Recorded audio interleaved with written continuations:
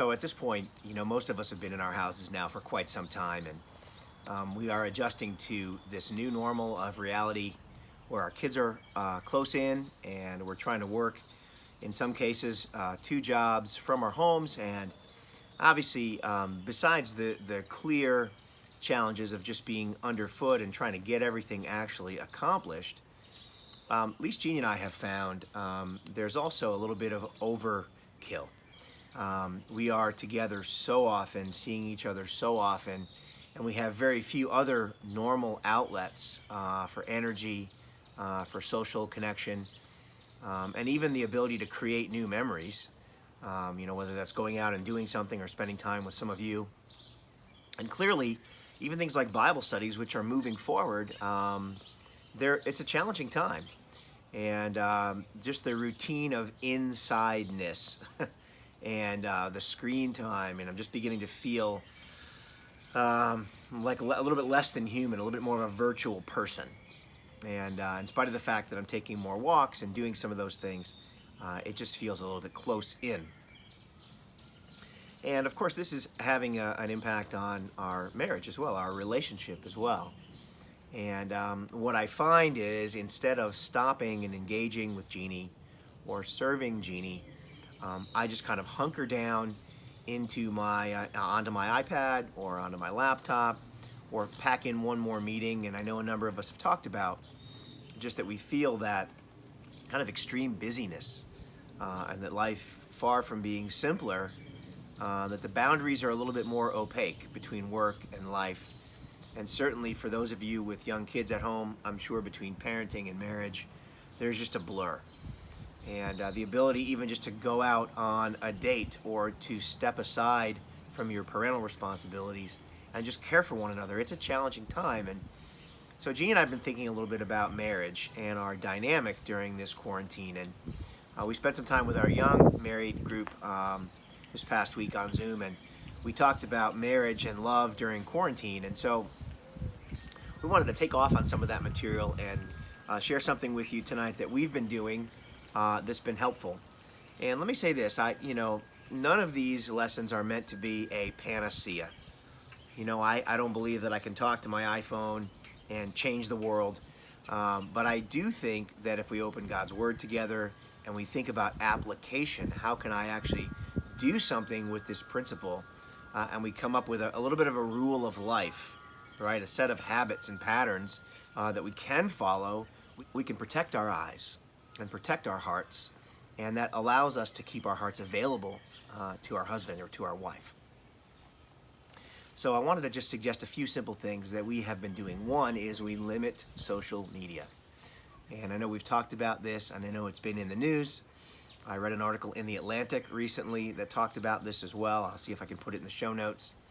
But minimizing the amount of negative intake and even just the urgency, that tyranny of the urgent, whether it's CNN or Fox News or Bloomberg or whatever it is you watch, there's so much negativity that comes through that, and so much talk of challenges and talks of trouble.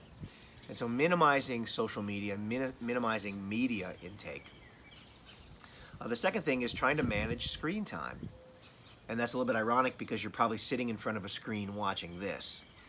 And I know that can be challenging to do, but read a paper book. Take a walk to pray instead of sitting in the house. Get your paper Bible back out, and get a paper journal. Try and find ways that are tactile, where you're touching things, touching the books that you're reading, simple things like that. Simple board games that don't require a plug, that don't require voltage. Old school battleships, Scrabble, Monopoly, Scrabble, Monopoly, whatever you might have around the house, card games, dice games. Jeannie and I found a cool older game here at our house that we'll share with you at another time. But it uses small pigs as dice, and it's clever. But anything that's not just digital is really helpful. And of course, time to meditate and pray. One of the reasons I'm shooting so much of my content outside is because I enjoy it, but also you get a chance to sort of watch the outdoors and And there's so much that we've been talking about with the creation narrative that's connected to the outside. And so it's great to be able to have these wonderful days. And the beautiful sunshine and the trees, which you probably can't see from that angle, but it's fantastic. And the dogwood is in full bloom. I'm sure you can hear the birds in the background, as always. But just stepping outside. And again, this is not original advice, but those really simple things, right? Limit social media, manage screen time, do something real, not digital, and get outside. Practice these things. And of course, meditate and pray. So tonight, I wanted to talk a little bit about just one simple scriptural principle. So here in Romans chapter 12, again, a very familiar passage. It's a list of commands, a list of challenges for us as followers of Christ. Verse 9, love must be sincere. Hate what is evil, cling to what is good. Be devoted to one another in brotherly love. Honor one another above yourselves. Never be lacking in zeal, but keep your spiritual fervor, serving the Lord. Be joyful in hope, patient in affliction, faithful in prayer. Share with God's people who are in need. Practice hospitality. Rejoice with those who rejoice. Mourn with those who mourn. Live in harmony with one another. Do not be proud, but be willing to associate with people of low position. Do not be conceited. Marriages require this kind of thinking on a regular basis, and that's not news to us. And I find that when I'm fatigued and otherwise feeling thin emotionally, my love is what suffers first. My ability to be unselfish, my ability to be generous with Jeannie, whether that's charitable in my speech, patient with something that I want to have done, understanding when things don't get done or when the house or our lives are not on our normal regimen or routine. Even just that ability to do the normal things that she would do around the house, to pick up the slack in some of the chores, and to ignore our usual division of labor, realizing that there's an extraordinary situation right now and we're both just a little bit more fatigued. And so I find that I have to be more deliberate in the way that I think about my wife. Clinging to what is good. Under normal circumstances, as a person of faith, we hold on to the good. But here we have this expression to cling to what is good. And of course, the word suggests what it sounds like, to hold very, very tightly and to hold very, very fast. And of course, we do that because otherwise we may lose our grip on these things. And what I find right now is that the sincerity of my love is tested. My grip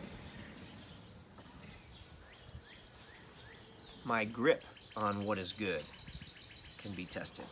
And that I have to be more deliberate. I have to hold more firmly onto things. And that takes just decisions. It means that I have to journal and pray about those things pretty much every day.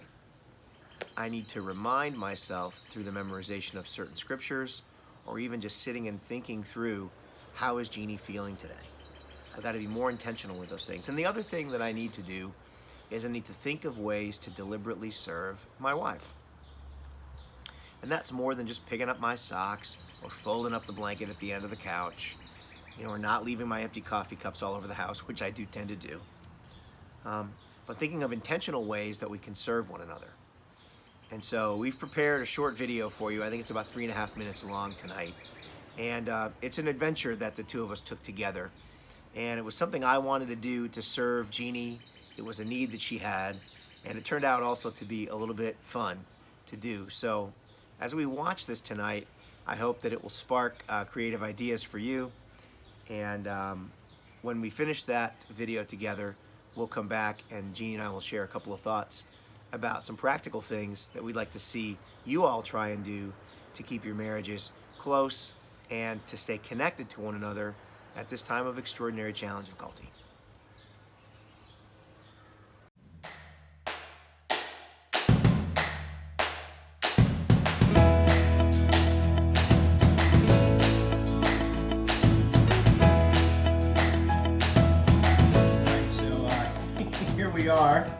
trying to figure out how to express our love for one another when we're quarantined. And so what we thought we would do was show you some of the activities that we have going on here at the Miller's household. So one of my big dilemmas is that, in case you didn't know, I hate to break the surprise, but I'm actually gray. And so I'm going to be bold, and Brett is going to color my hair. So the real question is here, who's taking the greater risk? But here we go, love and quarantine. All right, so baby, I did want to say that if this goes horribly wrong and your hair turns orange or green or something, you know, just be gentle with me. It's my first time. So These gloves don't we fit. shall see. I'm gonna have to use Well, them. they are meant for girls' hands. Oh, okay. Well, I'm feeling very manly already right here at the start. So this is like a paintbrush. You just turn it upside down and sort of. I don't know. I've never done it before. Okay. So do you want me to? I don't know. Do you sort of? Is it like this? Like, how do you know if it's actually coming out? You'll see it coming out. Could be my new quarantine career, you know? Mm-hmm. All right. Okay. This is actually very special. Yeah, I'm gonna get to that. You're gonna get to that? Okay. How much we have left? That look right? Yeah, so. Hi, Noodle. Okay. He's like, what's happening here?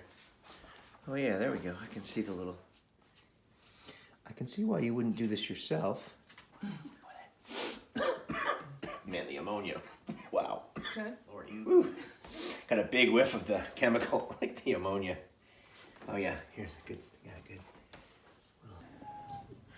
Okay, so right now Jeannie's washing her hair, and we did, as it seems, have the color on a little bit longer than the recommended daily allowance. So we'll see how this goes.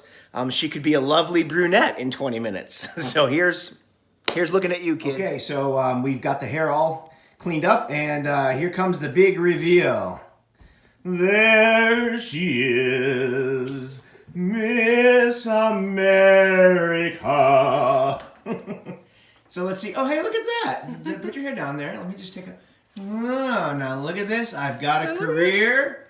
I've got a career as a salon professional.